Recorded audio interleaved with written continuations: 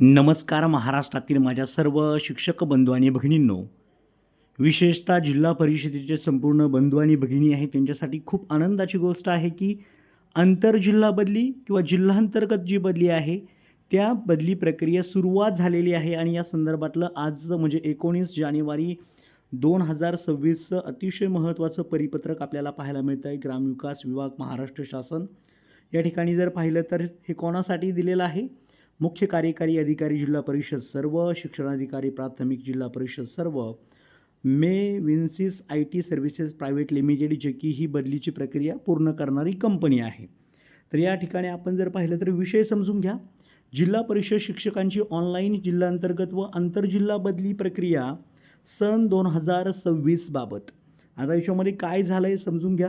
महोदय, जिल्हा परिषद शिक्षकांची जिल्हांतर्गत व आंतरजिल्हा बदली प्रक्रिया सन 2026 या विषयाच्या अनुषंगाने माननीय प्रधान सचिव ग्रामविकास यांच्या अध्यक्षतेखाली 6 जानेवारी 2026 रोजी सायंकाळी 5 वाजता व्हीसीद्वारे बैठक आयोजित करण्यात आली होती. सदर बैठकीचे इतिवृत्त सोबत जोडून पाठवण्यात येत आहे. मग आता नक्की काय घडलं आहे त्या ठिकाणी आपण पाहूया. याची एक प्रत आपण उपसचिव शालेय शिक्षण विभागाला दिलेली आहे आणि शिक्षण संचालनालय प्राथमिक यांनासुद्धा देण्यात आलेली आहे. आता याच्यामध्ये नक्की कोणते मुद्दे घडले, काय होतं याचं बैठकीचं इतिवृत्त ते पाहूया. माननीय प्रधान सचिव ग्रामविकास यांच्या अध्यक्षतेखाली दिनांक 6/1/2023 रोजी जिल्हा परिषद शिक्षकांच्या जिल्हांतर्गत आंतरजिल्हा बदली 2026 बाबत म्हटलेलं आहे.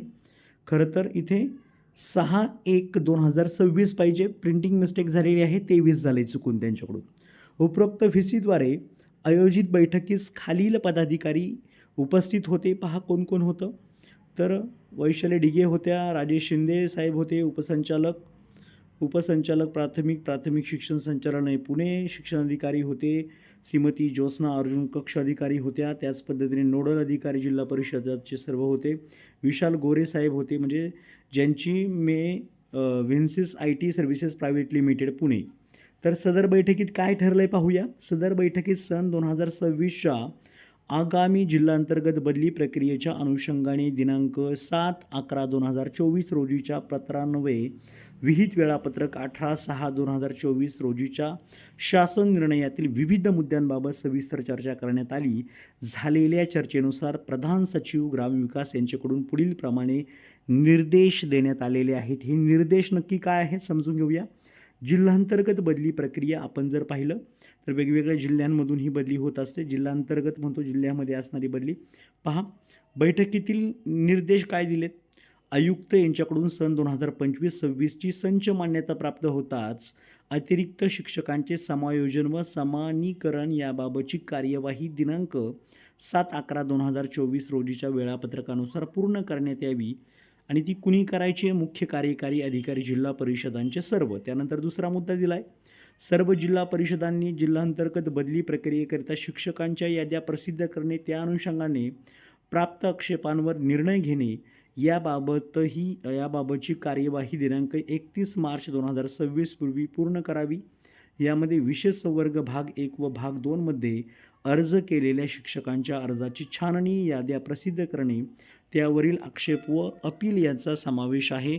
मुख्य कार्यकारी अधिकारी जिल्हा परिषद यांनी हे पूर्ण करायचं आहे. पुढचा 3 नंबरचा मुद्दा होता. ज्या जिल्हा परिषदांनी अवघड क्षेत्र घोषित केलेले नाही अशा जिल्हा परिषदांनी 15 मार्चपर्यंत अवघड क्षेत्र घोषित करण्याची कार्यवाही पूर्ण करावी. दिनांक 18/6/2024 रोजीच्या शासन निर्णयातील परिशिष्ट 1 येथे नमूद अवघड क्षेत्राचे निकषांमध्ये भौगोलिक व स्थानिक परिस्थिती विचारात घेऊन बदल करण्याचे अधिकार या परिशिष्टातील अनुक्रमांक 8 नुसार मुख्य कार्यकारी अधिकारी यांच्या अध्यक्षतेखाली समितीस आहेत.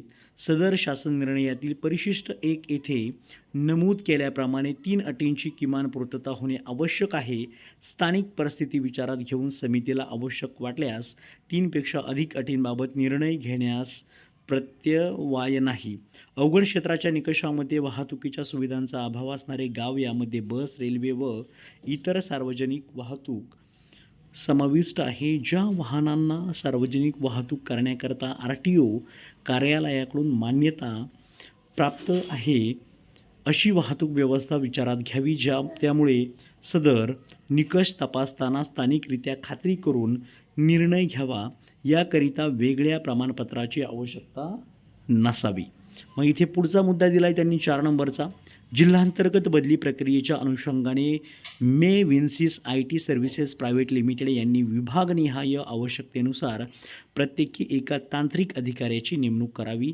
याचे जर मुख्य पाहिलं तर मुख्य कार्यकारी अधिकारी आणि मे विन्सिस आय टी प्रायव्हेट लिमिटेडचे पदाधिकारी असतील. 5 नंबरचा मुद्दा पहा. विशेष संवर्ग भाग 2 अंतर्गत पती पत्नी एकत्रीकरणामध्ये लाभ देताना 30 किमीचे अंतर हे कार्यकारी अभियंता सार्वजनिक बांधकाम विभाग, कार्यकारी अभियंता जिल्हा परिषद बांधकाम यांच्याकडून दिलेल्या प्रमाणपत्रानुसार मुख्य कार्यकारी अधिकारी यांनी हे पूर्ण करायचे आहे. तसेच गुगल मॅपवरील अंतरानुसार तपासण्यात यावे. लक्षात ठेवा, म्हणजे पती पत्नी एकत्रीकरणामध्ये 30 किलोमीटरचं अंतर पाहिजे. आंतरजिल्हा बदली सन 2026 आयुक्त शिक्षण यांच्याकडून संच मान्यता प्राप्त होताच अतिरिक्त शिक्षकांचे समायोजन करून त्यानुसार अद्ययावत बिंदू नामावल्या पोर्टलवर अपलोड करण्यात याव्यात. हे अतिशय महत्त्वाचा मुद्दा आहे. आयुक्त शिक्षण यांच्याकडून संच मान्यता प्राप्त होताच अतिरिक्त शिक्षकांचे समायोजन करून त्यानुसार अद्ययावत बिंदू नामावल्या पोर्टलवर अपलोड करण्यात याव्यात. मुख्य कार्यकारी अधिकारी तसेच जिल्हांतर्गत बदली करता दिनांक 7/11/2024 रोजीच्या पत्रान्वये विहित वेळापत्रक व तदनुषंगाने शासनपत्र दिनांक 4/11/2025 व दिनांक 26/11/2025 अन्वये दिलेल्या सूचनांचे काटेकोरपणे पालन करावे. उपस्थितांचे आभार मानून बैठक समाप्त झाली. हे अतिशय महत्त्वाचं असं हे पत्र आहे, जे की त्यांनी इथे मेन्शन देखील केलेलं आहे की आपली जी प्रक्रिया आहे ही 31 मार्च 2026 पूर्वी पूर्ण करण्याचे निर्देश देण्यात आलेले आहेत. आनंदाची गोष्ट म्हणजेच येत्या जूनपासून सर्व शिक्षक आपापल्या जिल्ह्यांमध्ये किंवा जिल्हांतर्गत बदलीच्या अनुषंगाने आपण जर विचार केला तर त्या ठिकाणी आपापल्या तालुक्यामध्ये किंवा पती पत्नी असेल तर साधारणतः 30 किलोमीटरपेक्षा कमी अंतराच्या ठिकाणी दोघांचंही त्या ठिकाणी पुनर्वसन करण्यात येईल. त्यानुसार निर्देश देण्यात आलेले आहेत. तर सर्वांना खूप खूप अशा शुभेच्छा आहेत. Thank you so much.